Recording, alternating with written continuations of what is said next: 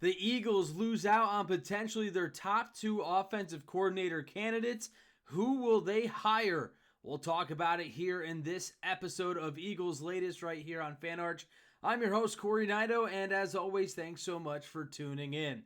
Well, the dominoes are starting to fall in place across the NFL coaching landscape, and the Eagles are still waiting to find that domino to drop for them, as it looks like they are going to miss out on arguably the top two candidates for the team in Brian Daboll and Mike McDaniel. Yesterday, we talked about how the reports came out from Adam Schefter late the other night that Mike McDaniel is all but set to join the Los Angeles Chargers and become the new offensive coordinator with LA.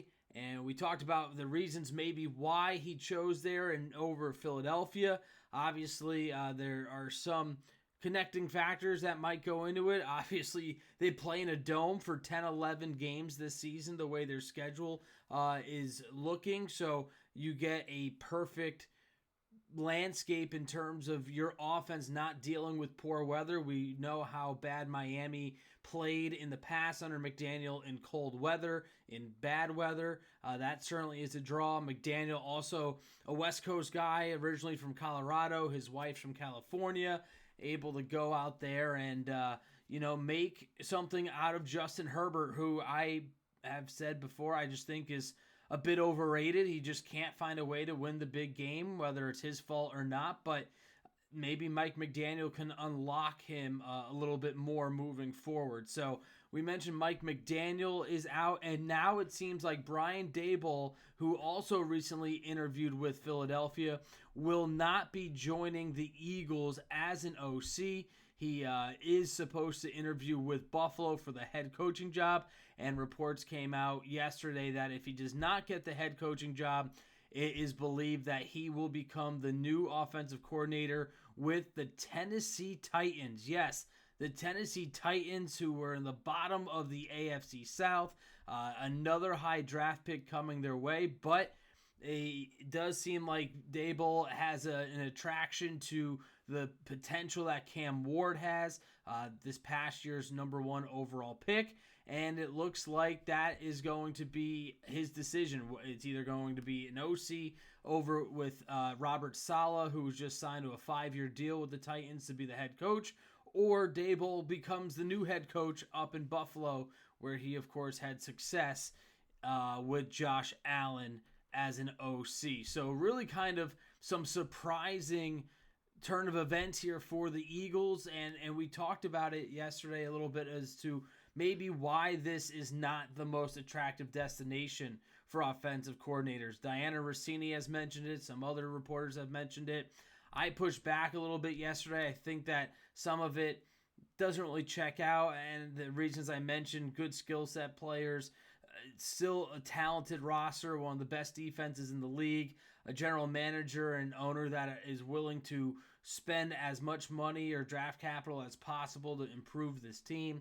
And there are a lot of things to like. Obviously, and not enough, though, for Daboll and McDaniel to take their talents here to Philadelphia. And you wonder if it's because of the pressure that is going to mount on whoever is decided to be the new OC here by this team, because this is a win-now window for Philadelphia, and they have to fix this offense quickly because there is too much money tied into it. So I do think there is some pressure for any offensive coordinator coming into Philadelphia, maybe being worried that if they have one down year, they're going to get fired, like we saw with Brian Johnson and we saw with Kevin Patullo this year. But on the flip side, 3 of their last 5 offensive coordinators have gotten head coaching jobs. So there is a possibility for this to be a springboard for the new candidate. So we will see exactly who they hire. It's not late by any means, but certainly they have to pivot, so to speak, because it does seem like it doesn't even seem like it is going to be the fact that they are not getting either McDaniel or Daboll. Do want to clarify that the Eagles did speak with McDaniel. It was reported, or not reported really, that they had anything set up, but E.J. Smith of PHLY, he came out and said that the Eagles did in fact have a Zoom call with McDaniel. It wasn't anything formal, but it was a productive conversation. And so they were in contact, but not technically a formal interview, according to EJ. So the Eagles did reach out, were able to get something done with McDaniel in terms of a conversation, but it wasn't enough to impress him. And again, he's going out to Los Angeles. Now, a new name just popped up or entered the chat, if you will. And the Eagles interviewed former Chiefs offensive coordinator, former Chicago Bears head coach, in Matt Nagy. And now, fans probably aren't going to love that name. Obviously, Nagy, I don't think really turns a lot of heads. I don't think it really moves the needle. He started his career in 2008, joining the Eagles as a coaching intern. He did spend 5 years with Andy Reid as an offensive assistant in multiple roles. And then he moved on to Kansas City in 2013 as their QB coach. Then he was promoted to Kansas City's offensive coordinator in 2016 and 2017 before he was hired by the Bears to be the head coach for 5 seasons. Now, if you look at Nagy over the years, most recently as the Chiefs offensive coordinator over the last 3 seasons, numbers aren't spectacular. This season, 20th in yards, 21st in points. Obviously, they were without Patrick Mahomes. They were dealing with injuries left and right. 2024 season, they were 16th in yards and 15th in points. And in 2023, 9th in yards and NFL average 15th in points. So, again, these aren't offenses that lit up the scoreboard. Obviously, he also had the best quarterback in the league in Patrick Mahomes, so that certainly helps, but this isn't a offensive coordinator that I think will come into the Philadelphia and just light up the scoreboard. And the Eagles necessarily don't have to do that, but they do need to be better in scoring points because they certainly struggled in that department this season. Now, Nagy has some experience, as I mentioned. Again, I don't know if it's really going to be the name that Eagles want to see. He's a Lancaster County, PA native. He played at the University of Delaware, so he does have some local ties.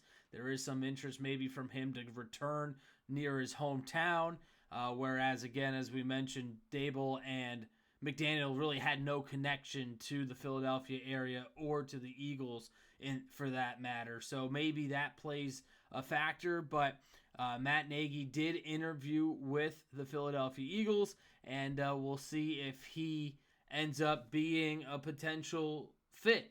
I don't know if he will be, but the Eagles list is starting to dwindle a little bit with some of these coaching decisions being made over the last 24 to 48 hours. But Matt Nagy is now included on the list of interviews conducted by the Eagles.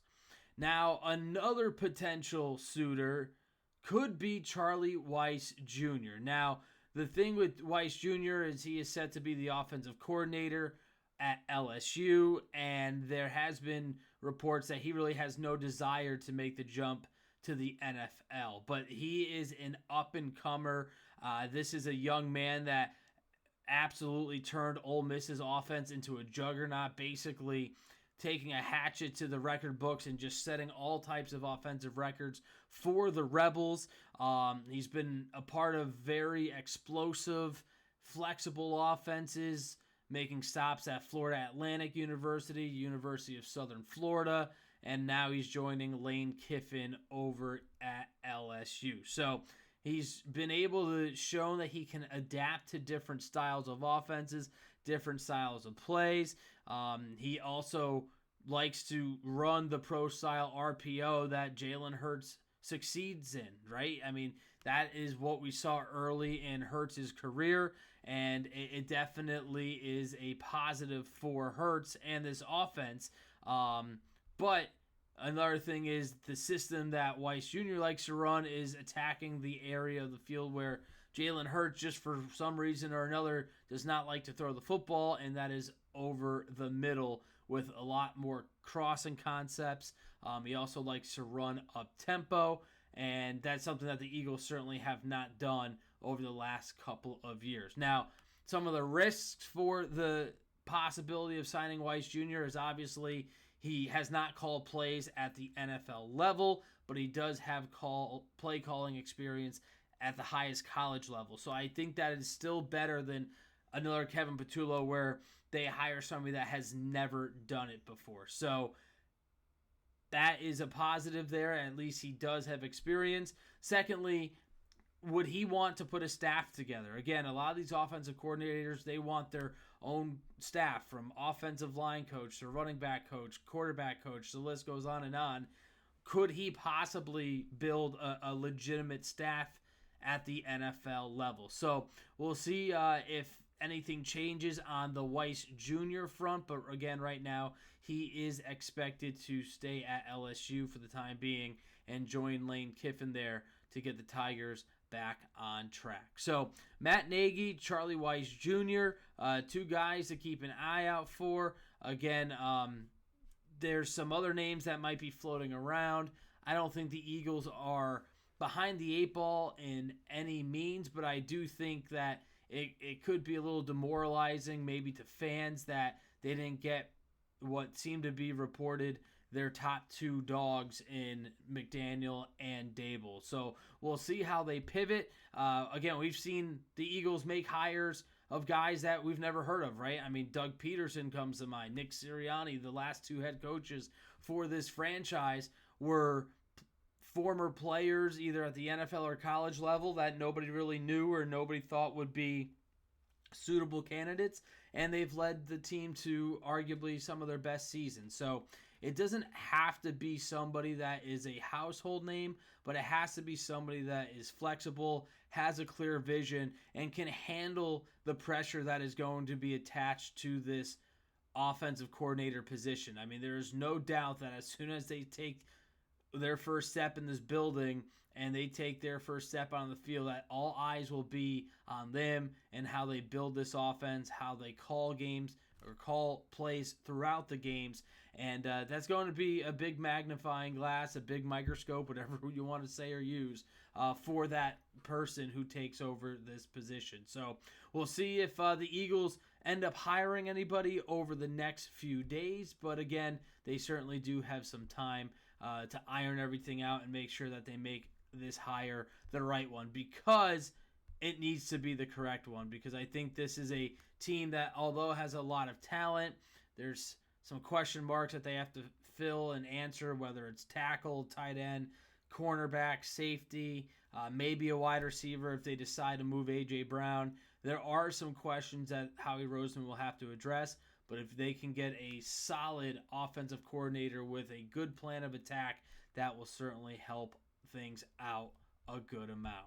So as always, thanks so much for tuning in. Please drop a like, subscribe to the channel, and also drop a comment. We'd love to hear your thoughts on anything we discussed in today's episode or any other topics that you want to talk about. I'm all ears to discuss whatever you guys want. I want to make this a back and forth, two-way street here as we continue on here on Eagles Latest. So that will do it for me this afternoon. Enjoy your day. If you're in the area where we're supposed to get pummeled with snow, prepare the best you can. I know down where I'm at right now, they're calling anywhere from a foot of snow to almost 2.5 feet. It's been crazy predictions, and maybe our first true blizzard since 1996. So enjoy your day and enjoy all the Eagles content and coverage, but make sure you always stay locked in here on Fan Arch, and I will talk to you tomorrow.